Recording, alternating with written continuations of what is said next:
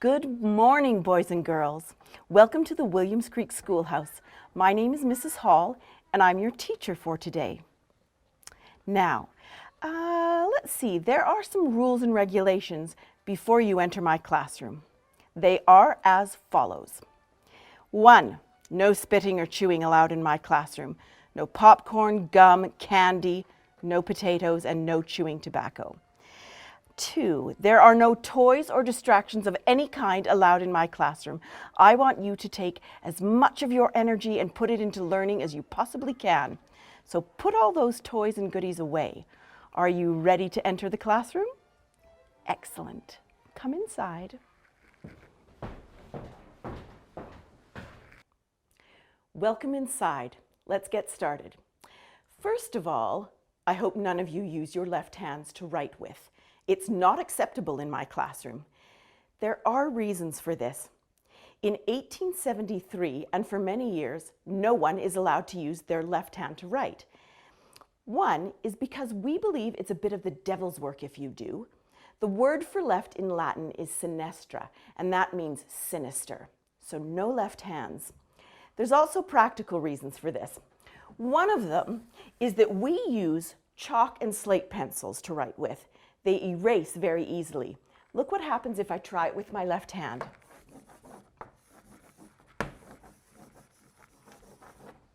Believe it or not, that's my name, Mrs. Hall. It's very difficult to read. We don't want you to use your left hand. I don't want to spend my day looking at that all day and trying to decipher what it means. So no left hands. There's another reason. Most of the light that we use in our classroom is daylight, and the way that our classrooms are situated is so that the majority of our windows are on the eastern and southern side, so that as the sun comes around, we get the most amount of light as possible, and we put it to good use. If you use your left hand, you're going to be working in a shadow, and that won't help you at all. So no left hands. Now, in your right hand, let's pick up our chalk and hold it between your thumb and your middle finger.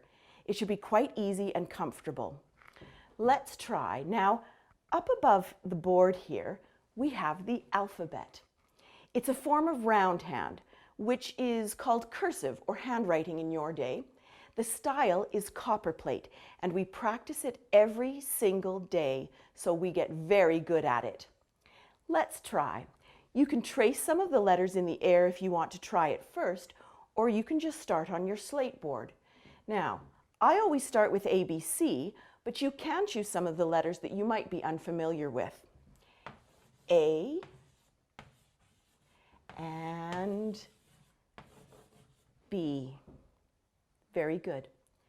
Now, try your given name, your first name. Remember that it starts with a capital, and all of the other letters are going to be the lowercase or small letters. Very good. I think you're ready for your lesson. Let's get started. Now, we're going to practice our copperplate. You get to spell a little bit, and the words we're going to spell are from a natural history lesson. We're going to look at animals today. They're very important. I see a wild animal almost every day that I live here, and we need animals for food, and we need animals for warmth. We need their pelts and their feathers to help keep us warm in the winter. So I have 3 footprints that I'm going to show you. See if you can figure out what animals made them. This is the first one. It's not too large, not too small. This animal has brown fur, can grow between 30 and 100 pounds, quite a difference, likes water very much. What do you think it is? You're right, well done. It's a beaver.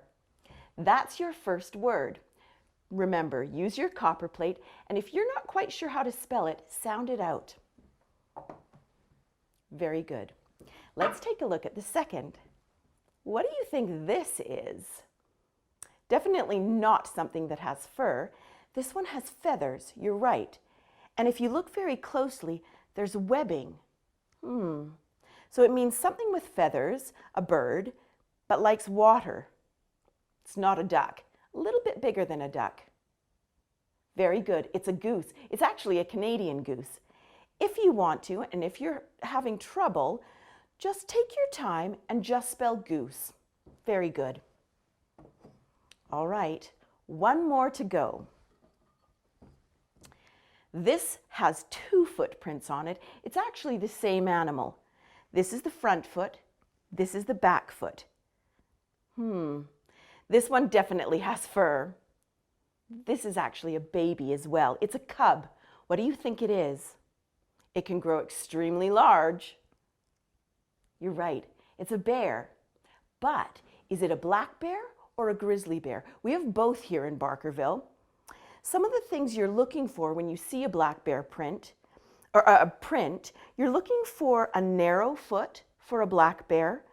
Black bears will put their heels in more often as well. Grizzly bears, of course, can be very large, and their prints show that.